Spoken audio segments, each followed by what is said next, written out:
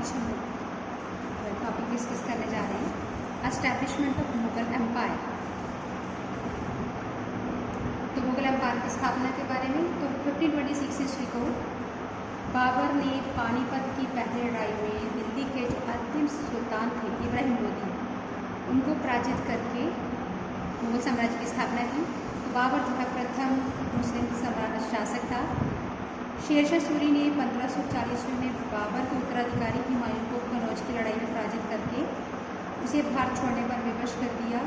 तो शेरशाह सूरी का नाम जो है प्रशासनिक सुधारों के लिए बहुत ही प्रसिद्ध है। तो बाबर के शासनकाल के लिए हमें जो जानकारी है उसकी आत्मकथा तुझ के बाबरी से मिलती है, और ये जो है तुर्की भाषा में लिखी गई थी। इस भाषा में बाबर ने अपने जो लाइफ के बारे में लिखा है। तो सबसे पहले जो बाबर उसका जो जन्म है वो मध्य एशिया में स्थित फरगना की राजधानी अंदीजान में हुआ। उसका जन्म 14 फरवरी 1483 ईस्वी को हुआ। उसके पिता शेख मिर्ज़ा फरगना की छोटी सी रियासत के शासक थे, और पिता जो है वो तैमूर वंश से संबंध रखते थे। 1494 ईस्वी में बाबर के पिता की मृत्यु के पश्चात उसे शासक बना दिया गया। उस समय उसकी आयु सिर्फ 11 वर्ष थी, उसकी एज। तो 1497 ईस्वी में बाबर ने अपने पूर्वज जो है तैमूर की राजधानी समरकंद पर विजय प्राप्त की, और बाबर को जल्दी ही समरकंद को छोड़ना पड़ा, क्योंकि उसकी जो अनुपस्थिति है उसमें उज़्बेक जो कि मध्य एशिया की एक लड़ाकू जाति थी, उसने फरगना पर अधिकार कर लिया था। 1504 ईस्वी में बाबर ने काबुल पर विजय प्राप्त की। 1510 ईस्वी में शेवानी खान ईरान ने के सफवी वंश के शासक शाह इस्माइल से लड़ते हुए मारा गया। 1511 ईस्वी में बाबर ने शाह इस्माइल के सहयोग से समरकंद पर तीसरी बार अधिकार किया। तो बाबर की कंक्वेस्ट के बारे में हम लोग पढ़ेंगे। तो बाबर जो बहुत ही महान जनरल था, और उसने अपने प्रयत्नों से भारत में 1526 ईस्वी में मुगल साम्राज्य की स्थापना की। तो मुगल साम्राज्य की स्थापना जो है वो पानीपत की लड़ाई में हुई।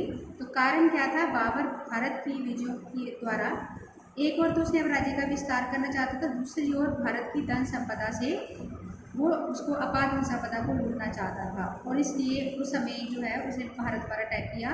उस समय गद्दी पर इब्राहिम लोदी बैठा था, और बहुत ही अहंकारी शासक था, क्रूर था, और जनता उससे बहुत परेशान थी।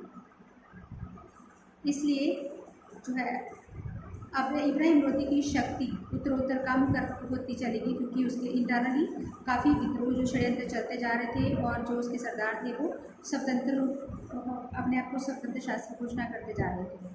इस स्थिति में इब्राहिम लोदी के चाचा आलम खान लोदी ने दिल्ली की राजधानी प्राप्त करने के लिए उसने प्रयत्न करने शुरू किए। पंजाब के सूबेदार दौलत खान लोदी जो है उसने भी अपने आप को स्वतंत्र होने का सपना जो है वो देखना शुरू किया। तो 1524 ईस्वी में बाबर को भारत पर आक्रमण करने के लिए उसने आमंत्रित किया, और बाबर जो है इसी मौके की तलाश में था। 1519 से 20 ईस्वी में भारत पर 3 बार आक्रमण किए, परंतु ये आक्रमण केवल पंजाब के उत्तर पश्चिम क्षेत्र तक ही सीमित रहे। 1524 में बाबर ने पंजाब पर अधिकार किया। बाबर ने दौलत खान लोदी के सहयोग से प्रसन्न होकर उसे जो जलंधर, द्वाब और दीपालपुर के क्षेत्र दिए। तो दौलत खान लोदी जो है वो उसकी ये जो इलाके उसकी जितनी आकांक्षा थी, महत्वाकांक्षा थी, उससे काफ़ी कम थे। वो बहुत नाराज़ हुआ, और वो तो पूरे पंजाब पर अपना स्वतंत्र शासन चाहता था। इसलिए बाबर के काबुल लौटने के पश्चात पूरे पंजाब पर उसने अधिकार कर दिया।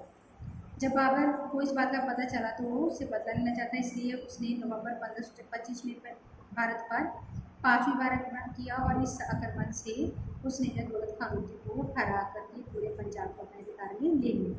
घटनाएं, तो इब्राहिम लोदी जो है वो बाबर से मुकाबला करने के लिए दिल्ली की ओर चल पड़ा। तो उसके पास 1 लाख सैनिक थे, और बाबर के पास 8000 से लेकर 20,000 सैनिक थे।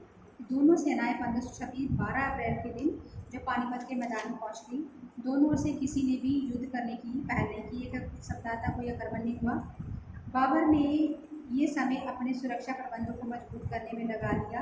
अगर इब्राहिम लोदी की सेना पहले आक्रमण करती शायद स्थिति कुछ और होती। 21 अप्रैल को बाबर ने अपने इब्राहिम लोदी की सेनाओं पर जबरदस्त आक्रमण किया। इब्राहिम लोदी के हाथियों ने भयभीत होकर पीछे की ओर मुड़ना शुरू किया और अपने सैनिकों को कुचल डाला। इब्राहिम लोदी जो है वो इस युद्ध में मारा गया और जिस कारण उसकी सेना में भगदड़ मच गई और 15,000 अफगान सैनिक भी मारे गए। इसके जो कॉन्सिक्वेंसेज हैं, फर्स्ट क्या है, लोधी शासन काल हुआ। तो पानीपत की लड़ाई एक निर्णायक लड़ाई थी और इस लड़ाई में लोधी शासन जो है वंश का अंतिम सुल्तान इब्राहिम लोदी मारा गया। दूसरा है फाउंडेशन मुगल रूप। तो पानीपत की प्रथम लड़ाई में विजय के कारण भारत में मुगल साम्राज्य की स्थापना हुई और इससे भारत में एक नई युग का आरंभ हुआ। भारत बाबर को उत्साह। तो पानीपत की प्रथम लड़ाई में विजय के कारण बाबर जो है उसकी सेनाएं जो है उसको बहुत उत्साह मिला। इतनी विशाल विजय के बाद युद्ध प्रणाली में परिवर्तन। तो बाबर से पहले भारत में तोपखानों का प्रयोग नहीं होता था और उसके बाद जब तोपखाने उनका प्रयोग होना शुरू हुआ।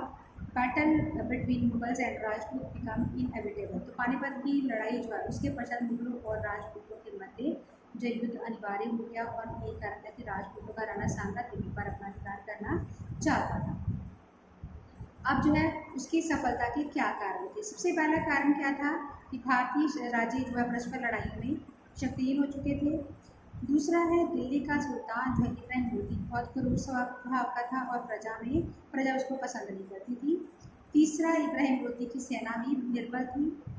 चौथा है, इब्राहिम लोदी ने पानीपत में 8 दिन तक बाबर की सेना पर आक्रमण ना करके बहुत बड़ी विद्रोह की। अगर वो ऐसा ना करता तो शायद उस इतने समय में ही बाबर ने अपनी स्थिति को मजबूत कर लिया। अगर ऐसा ना करता तो शायद स्थिति कुछ और होती। नेक्स्ट है, बाबर जो एक जोगी शासक था, सेनापति था। बाबर ने तोपखानों का प्रयोग जो है उसके द्वारा काफ़ी तबाही मचाई। इन कारणों से बाबर जो है विजयी हुआ। उसके बाद है बैटल ऑफ कांगड़ा। तो राजपूतों की शक्ति को कुचलने के लिए और भारत का स्वामी बनने के लिए बाबर को पहले राजपूतों की शक्ति को कुचलने के लिए उसने कलवा की लड़ाई लड़ी। इसलिए बाबर ने राणा सांगा से जो है टक्कर ली। राणा सांगा मेवाड़ का ही नहीं बल्कि उत्तर भारत का सबसे शक्तिशाली शासक था। बाबर पहले की तरह लोधी अफगान को पराजित करते हुए काबुल वापस चला जाएगा, परंतु जब बाबर ने भारत में ही रहने का निर्णय किया तो दोनों योद्धाओं में के मध्य टक्कर होनी अवश्य होगी। तो बाबर के लिए राजपूतों का मुकाबला करना कोई आसान काम नहीं था। राजपूत अपनी बहादुरी के लिए बहुत प्रसिद्ध थे, इसलिए बाबर ने सैनिक राजपूतों के साथ युद्ध लड़ने में संकोच करते थे। इस स्थिति में बाबर ने अपने सैनिकों को एक नया जोश दिया और उसने जो 17 मार्च 1527 में फतेहपुर सीकरी के समीप कलवा के स्थान पर 9:30 बजे युद्ध शुरू हुआ और इस मैदान में बाबर ने पानीपत के मैदान की तरह ही युद्ध की तैयारी की। राजपूतों ने भी डटकर मुकाबला किया और लगातार 10 घंटे के अंदर युद्ध समाप्त हो गया और इस निर्णायक युद्ध में राजपूतों की पराजय हुई और राणा सांगा घायल हो गया। उसके बाद है बैटल ऑफ चंदेरी। तो चंदेरी का जो राजपूत शासक मेदिनी राव बहुत साहसी था। वह बाबर से राजपूतों की पराजय का बदला लेना चाहता था। दूसरी ओर बाबर भी चंदेरी जैसे जो महत्वपूर्ण शासन क्षेत्र उस पर अधिकार करना चाहता था। तो बाबर ने मेदिनी राव को अपनी अधीनता स्वीकार करने के लिए कहा। मेदिनी राव ने इनकार कर दिया तो इसलिए बाबर ने 29 जनवरी 1528 को चंदेरी पर आक्रमण कर दिया। 1 घंटे की लड़ाई के पश्चात राजपूतों ने अपनी पराजय स्वीकार कर ली। इस लड़ाई में मेदिनी राव ने के सहित 5000 राजपूत सैनिक मारे। Battle of घाघर।